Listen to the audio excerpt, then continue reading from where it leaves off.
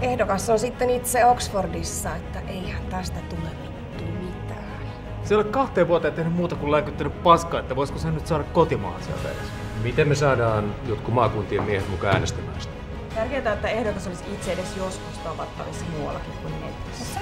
Sehän on jostain helvetti Pohjanmaalta joku bensa-asemalla pyörinyt mopokin. Ongelma on siinä, että ehdokas itse ei halua seistä markkinoilla.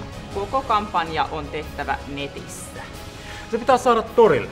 Se pitää saada Savoon. Se pitää saada Savon torille seisomaan. Aivan älyttömän iso ongelma on se, että me ei saada ketään urheilijaa tähän mukaan. No vittu, me ollaan vihreitä.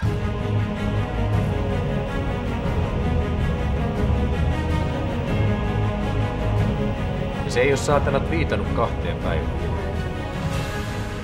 Ei helvetti, ei tuu kyllä mitään. Onks meillä tarpeeksi hyvät meemit?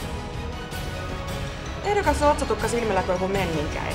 Me tarvitaan vähän sellaista vallan linnakeraitia. Niin joo, mä en laita jatkukukua, sanoo. No, nyt se on näköjään tekemässä jotain maakuntavierailua. Ei nyt se viittaa sitä bonsai-ehdokkaasta. Hei, pitäisikö Hitleri kuulla Sumuvuoresta?